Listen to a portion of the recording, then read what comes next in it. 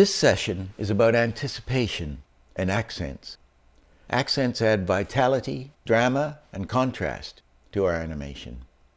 Anticipation strengthens that, but more importantly, anticipation tells us what is going to happen. It's the preparation for an action, and it's essential to theater, live action, and animation. The great animator Bill Tytla said, "There are only three things in animation: anticipation, action, and reaction. Learn to do these three things well and you can animate well." Charlie Chaplin said, "Show them what you're going to do it, and show them that you've done it." Which is the same thing as Bill Tytla said.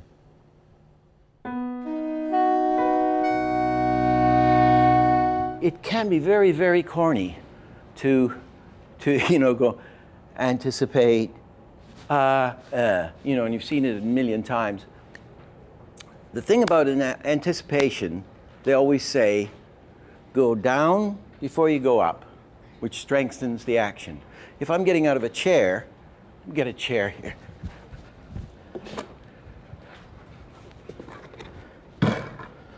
I'm going to anticipate I'm not just going to get out of this chair as if a magnet sucked me out of it. It's going to be an anticipate, probably that or something, or I'm going to go down before I go up, and I unfold. We unfold, right? Not everything's happening at once. So the going down strengthens the going up. So they always say go, that's the justification for anticipation. You see an old guy in a chair, and he's going down, you know he's going to get up if he can. On the other hand, you can get up, isn't it? Somebody says, "They've got Hollywood on the phone for you, Chris," and he goes, up, right? No anticipation. And that's just a characteristic of a natural reaction. But you can just get up. But it strengthens it. That's the theory. When we get up from a chair, we go back before we go forward, and down before we go up.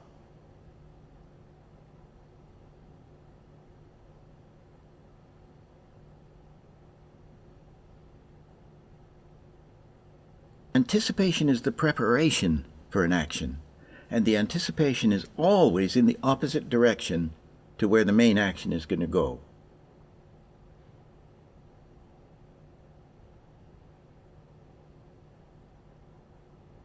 Any action is strengthened by being preceded by its opposite.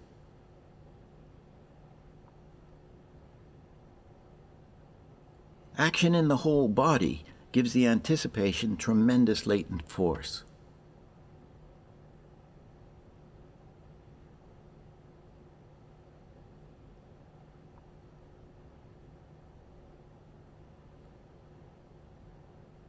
A runner will go back before he goes forward.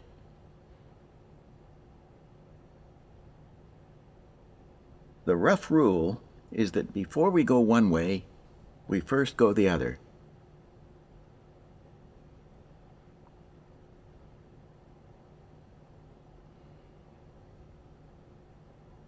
Of course, with a cartoon, when it sees something, it'll anticipate its exit, and it'll work with no drawings at all going out.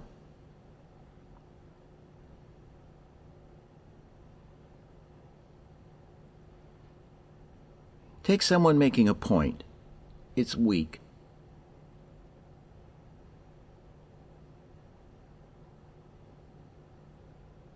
And now if we put in a stronger anticipate, go back before we go forward, it's much stronger.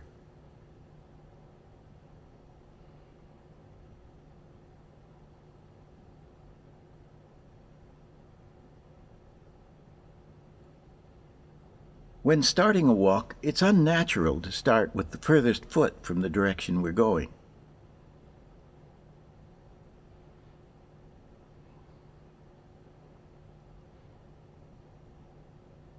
Start the walk with the foot nearest to where he's going, which is okay.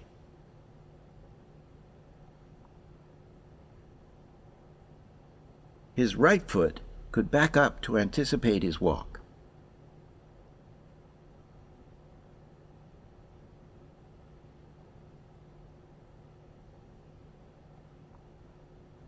Which is just passable.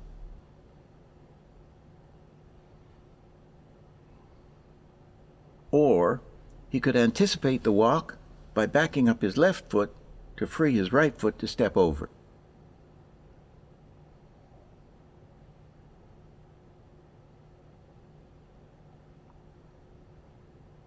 This works.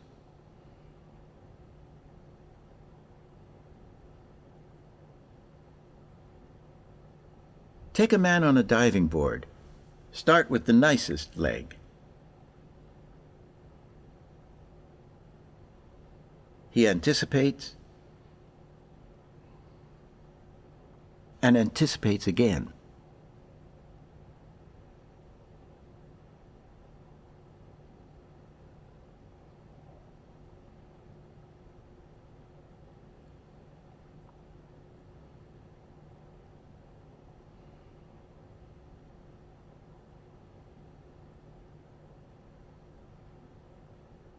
A dancer's start position can work as an anticipation.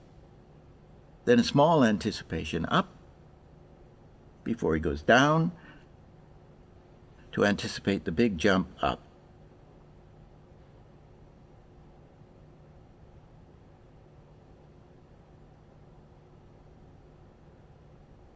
A baseball pitcher goes through an elaborate sequence of anticipation, building up power before his throw.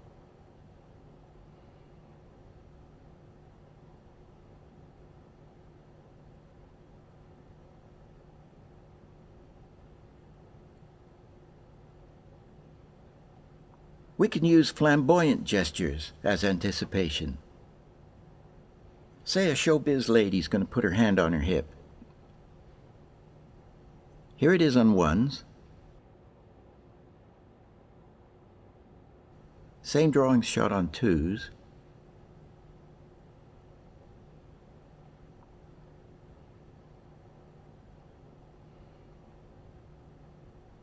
Now add in-betweens and shoot it all on ones.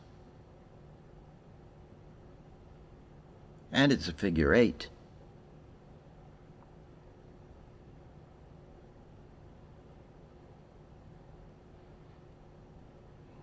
Anticipation is a magician's stock in trade. Incidentally, there are 3 figure 8s in this action.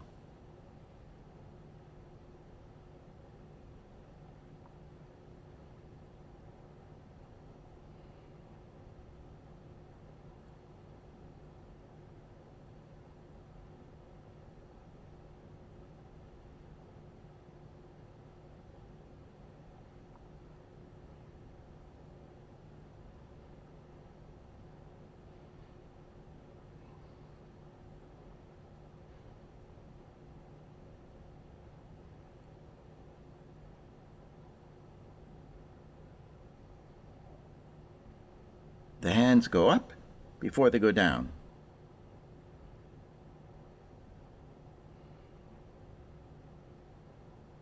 Even with smaller actions, say a hand writing, it's perfectly clear what's happening. But add an anticipate up before he writes, and we feel the person thinking.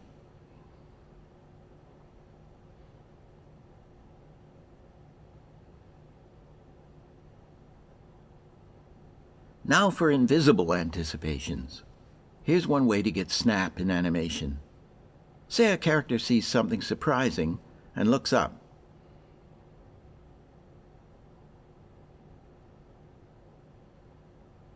Let's put in a very fast anticipation, a drawing or two in the opposite direction from where he's going. Here it is with one extra frame of anticipation. Now let's add 2 frames of anticipation.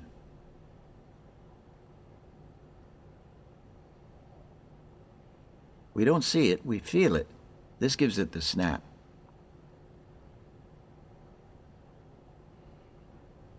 Say a soccer goalie is going to stop a ball with a circular foot flourish.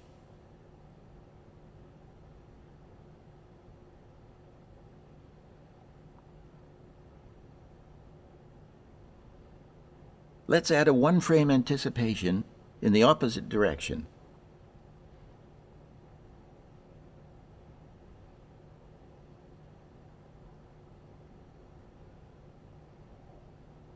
Now add in 2 frames of invisible anticipation. Again, we feel it rather than see it. Here's a guy catching a ball. We'll break the joint and anticipate the throw.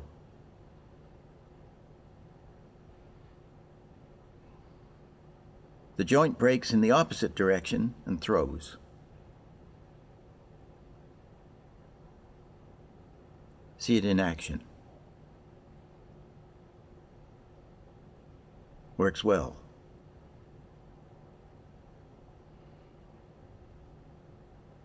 But now, we'll add an anticipate forward for 2 frames. And continue with the normal anticipation.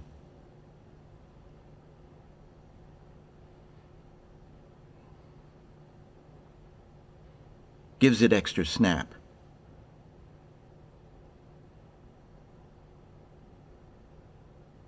Conclusion. We anticipate an action, we do it, we show the result. When I was young, I saw this great French mime artist, Marcel Marceau. Just like the silent movie stars, he was a master of anticipation. He always said, use big anticipation. You ever see Marcel Marceau do Old Age, Maturity, and Death? That dates me. When he was young, he's great now, but he was unbelievable. And he had this old guy come running out, Pierre Ité, I think his name was. He was an old French mime. And he'd hold up this sign of what Marceau was going to do. And the sign would say, old age, maturity, and death. So there's your setup, right? He runs off, and Marceau is on the ground like this, and there's your anticipation. He just doesn't do anything. He's in his white mime suit. And there's the anticipation. What's he going to do? And he gets born. Somehow he becomes a baby and is born, and then like walking on a trolley, he makes baby steps, and then he turns into a boy before your very eyes, and I can't do it, and he turns into a young man, and then he turns into a more mature man, and then he gets middle-aged, and he's walking all the time towards you, middle age, and then he becomes older, and then he starts getting decrepit, and he just shrivels up in front of you, and he's still walking, and he just goes back into a thing and dies. And it's the most, it's an unbelievable thing. And the death is the result, isn't it? And you've seen life. So the great thing is that they have the sign up there, which acts as the setup, isn't it? And then you're anticipating what he's going to do. The sign makes you also anticipate. Now we come to accents. Accents are where you emphasize an action and give it the right amount of impact. Getting good head, body, and hand accents was the hardest thing for me to learn. Accents. And I think accents, there are 2 kinds. Hard accents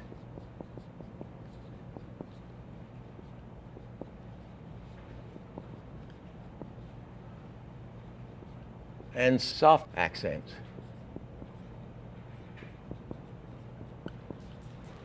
This was the hardest thing for me to learn. And when I finally got it right, that's when Ken graduated me as an animator. The hard accent is this. Look, bang, bang, bang. Go and never darken my door again. A soft accent is maybe you should go. Maybe you should never darken my door again. It's softer.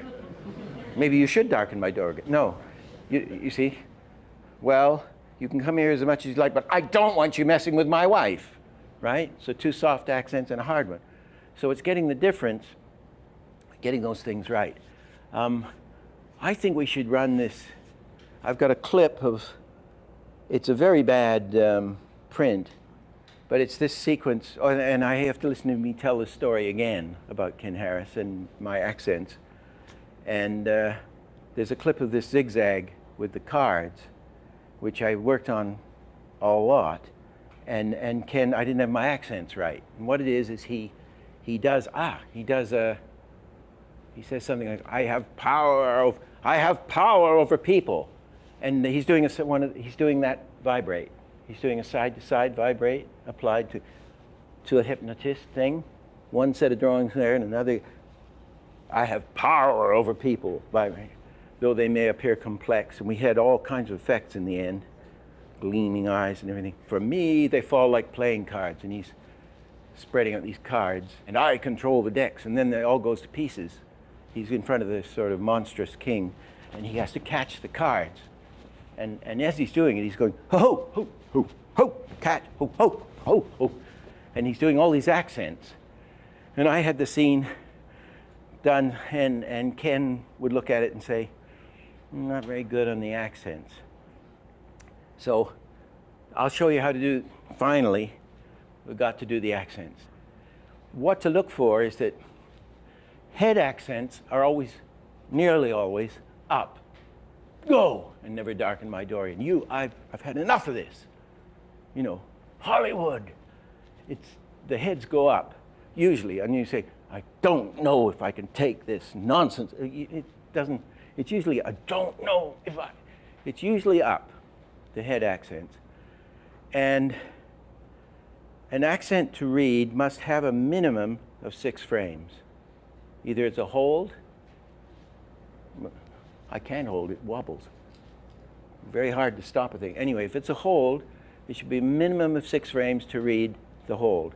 So if we're going 1, 2, 3, you know, dot, dot, dot, dot, dot, dot, dot, 1, 2, 3, 4, 6 frames in a second, 1, 2, 3, 4.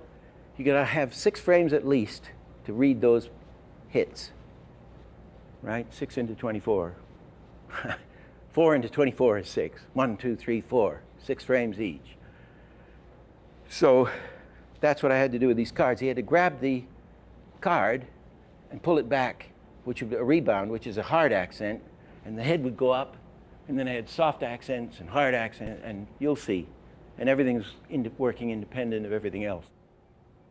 I have power over people, though they may appear complex. For me, they fall like playing cards, and I control the decks. Ha! Hey, hey! Ho, ho! Ha! He! Ha! Ha! He! This is jumping ahead to dialogue, but I always regret that I always have to hit the accent a little harder than, in this case, going further. I always regret if I haven't hit it hard enough. And if you notice with most animated stuff, the character doesn't look like it's speaking if it isn't hitting those accents, even if they're subtle. You want to hit the bad animators, of which there are minions, they're saying a thing that's accented, like I'm saying, this is accented, and the head isn't accenting it. The head is saying, this is accented, and it doesn't work. You need to hit those accents hard and cushion out of them, or rebound out of them, or freeze them, or however you do it. It's tricky, but the system is very simple. Let's do a hard accent, bounce back.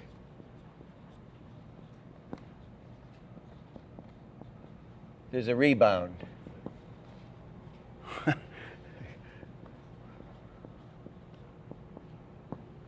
They rebound. So here's our timing. This is a finger.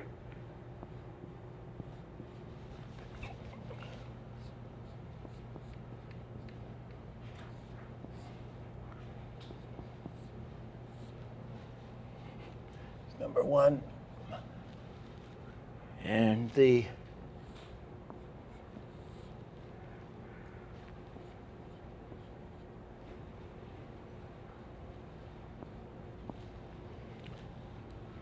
that'll be number 6.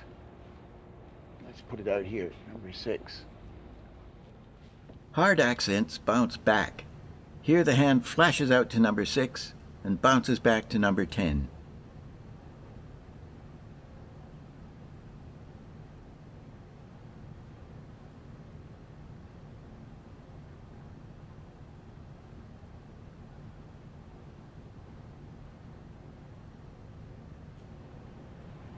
Boom.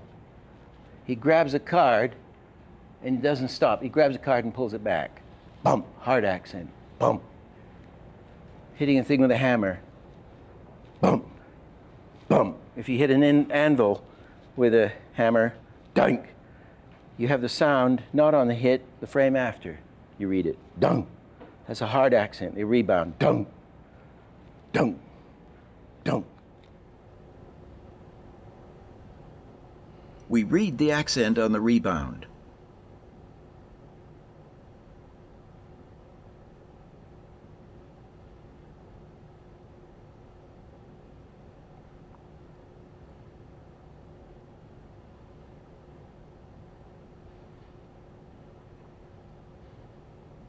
If I try to stop it, so I hold on drawing 6, I can't. At least I'll try.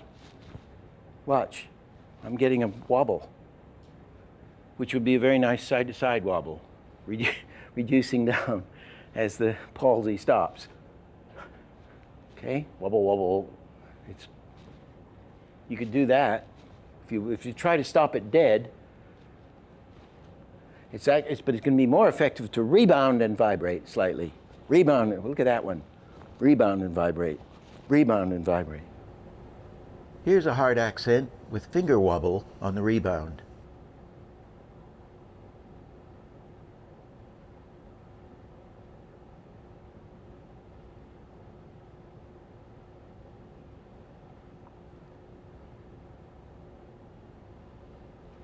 Then the soft accent is very similar, except it keeps going. Soft accents continue. So, same drawing for number 1.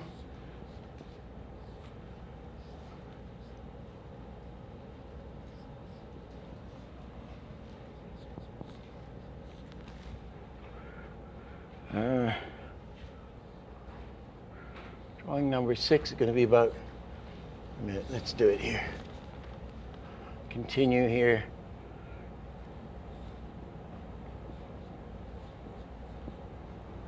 To 10. And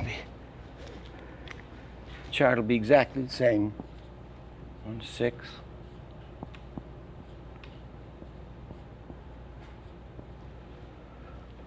Whoa. 6, 10.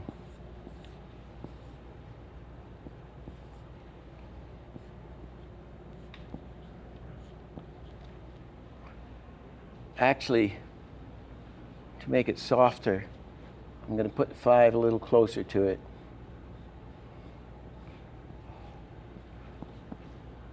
That one in the middle. 4, 3, 2, 7, 8, 9.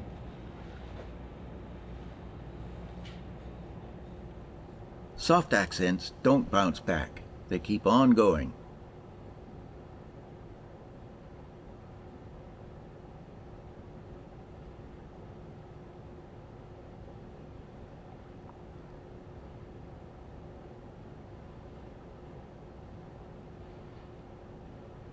Here's the same thing with extra in-betweens at each end.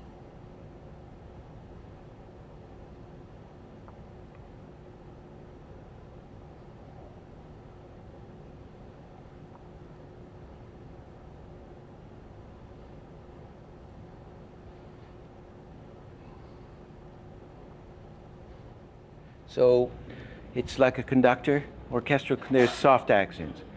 Doing a waltz, 1, 2, 3, 2, 2, 3, 3, 2, 3, 4. He's going down and it's continuing. You play the note there and it continues. 1, 2, 1, 2, 3, 2, 2, 3, 3, 2, 3, 4, 2, 3, 5. Okay? And that's all there is, except that you must have at least 6 frames. I mean, golly, this should be for a hard head. Go and never darken my. You know, I held a lot longer. I'm sure it's 12 or something or 16 frames, you know, but he's doing like this. You 6 frames is your minimum. Absolute minimum.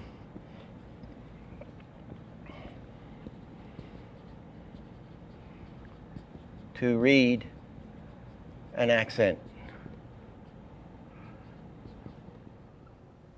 How many frames? We need 6 frames to read each of these hand positions. Let's see if fewer frames works. Here's a cartoon mouse. What happens if we hold each accented position for just 4 frames?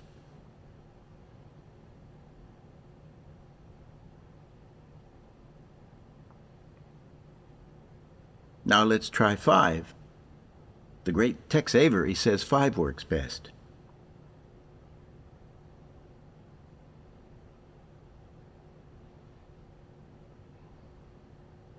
I vote for 6.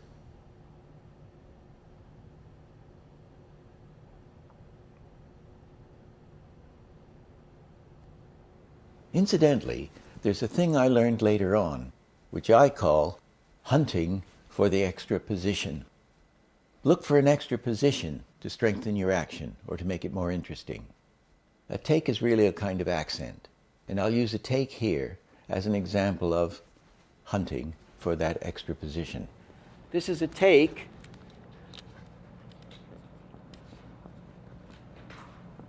With an extra drawing, extra position there.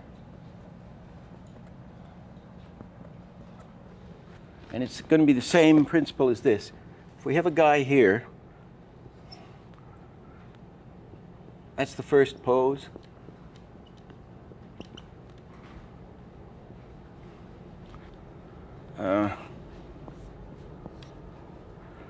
Here he goes down into the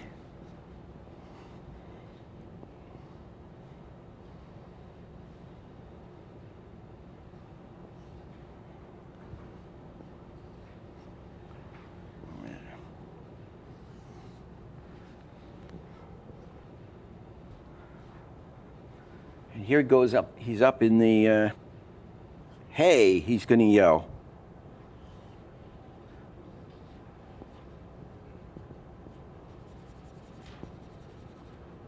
Hey. And you would have him settle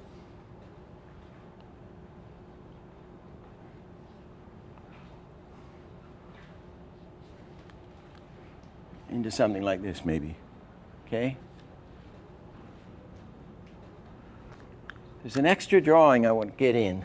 Extra position. There's first pose, second, third pose.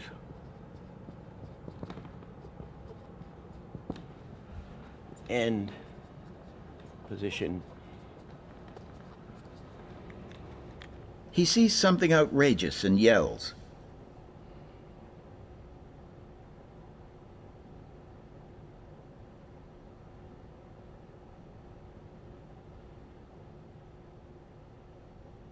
You put this one, you've got this long shape here, you put a new one in here, up at the top.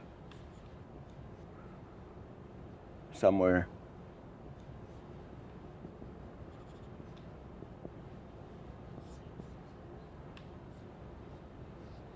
That shape. Well, this is overdoing it.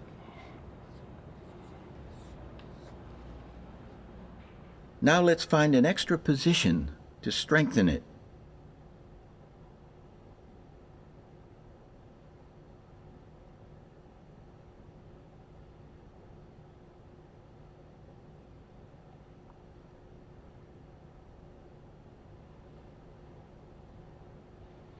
But can we find yet another extra breakdown position? Yes, we can.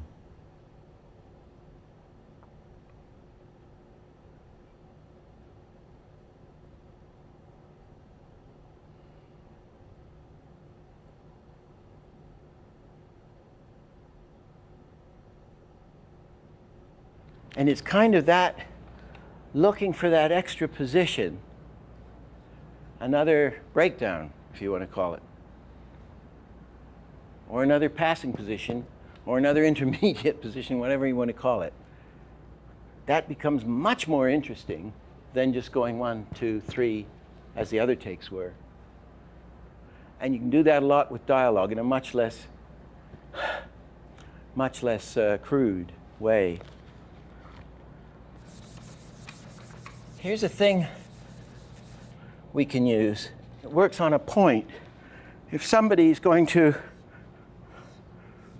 point, that's 1, and they're pointing here, right? And that's to position 2. You can put in a drawing. Let's say this is, just to get the timing, let's say that's number,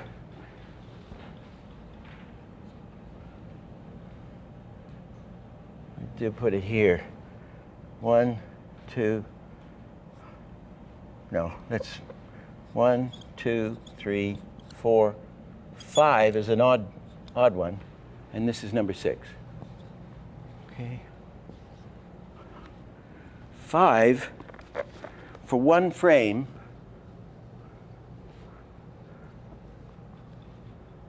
could be the opposite of 6.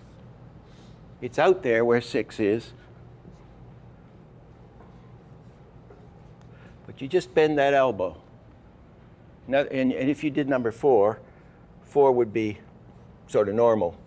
Right in the, do it in red. See what I mean? So it's going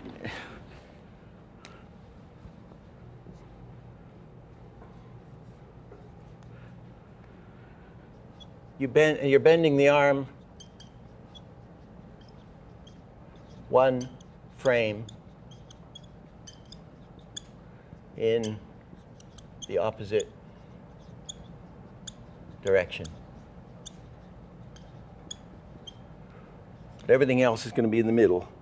So that is going to be, say that's in the middle there. The in-between, right, smack in the middle. And the others, however they are. Okay? So that'll just, that's a very minuscule detail, but it'll give you that, right? I'm going to go to here. It'll give you that.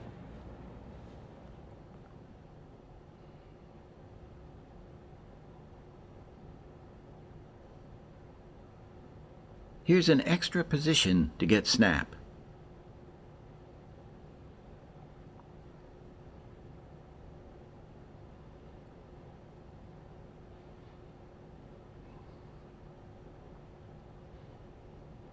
Here's the same kind of thing, but we're snapping it in the middle of the move.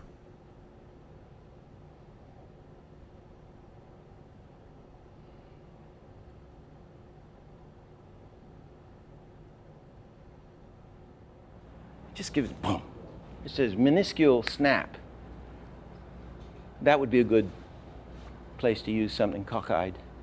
But it's not that cockeyed, it's just going in the wrong direction. So it's doing exactly like a breaking joint, except one straight, isn't it? You're getting that again. More change. Another way to achieve an accent or snap is to use a whip action. Snap. Snap. Now if you slow that down, take the snap out of it, slow it down, you get a wave action. We're using this all the time in animation. Here's a basic whip action with snap at the end.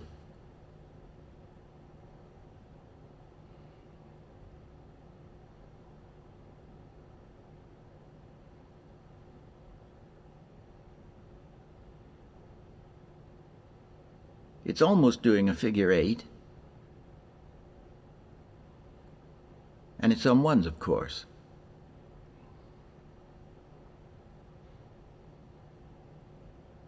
A slower version of a whip action without a snap gives you a wave action, like this man swinging on a rope. It's going one way, then the other, cushioning both ends.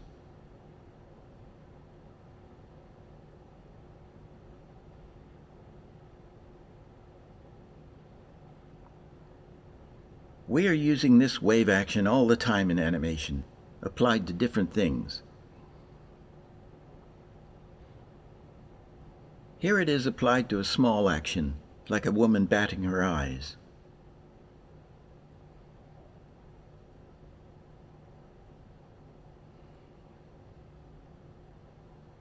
On ones,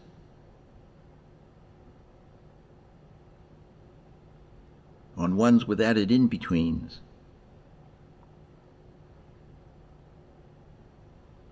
Same thing, shot on twos.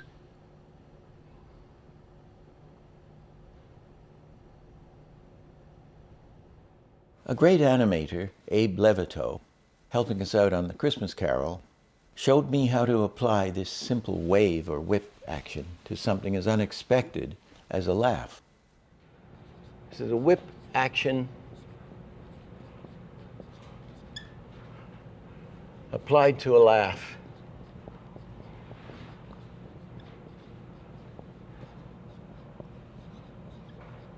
Did you notice that, was it in that clip? Tiny Tim laughing?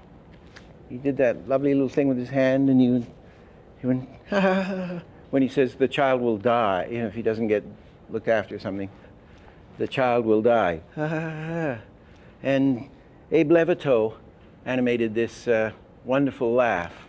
If these shadows remain unaltered by the future, the child will die. The child will die. In the middle of the carol, we were working at night nearly all the time, and we'd go out for a late night meal. And this one night we got loaded, and I came back to the studio with him, and I was raving about this wonderful laugh he did. And I said, well, please, can you draw it for me? So these are, I'm just going to copy his drunken drawings.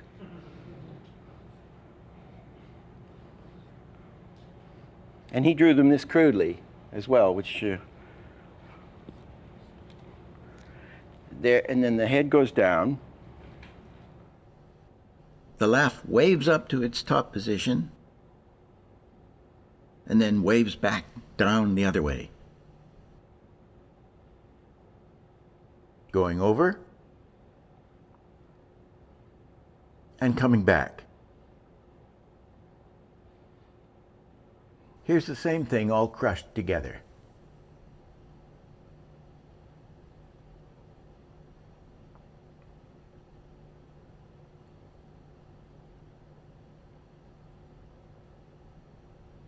So he's saying this is like the top of the whip.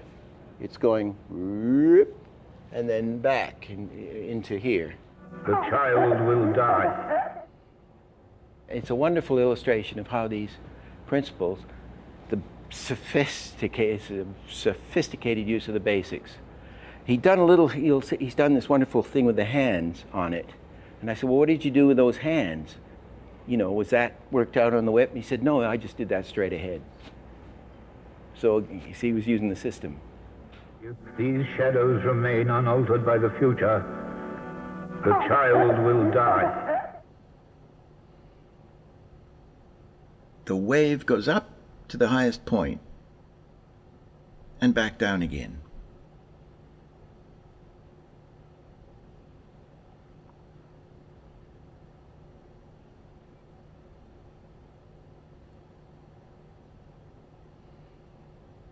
In this session, we looked at accents and anticipations.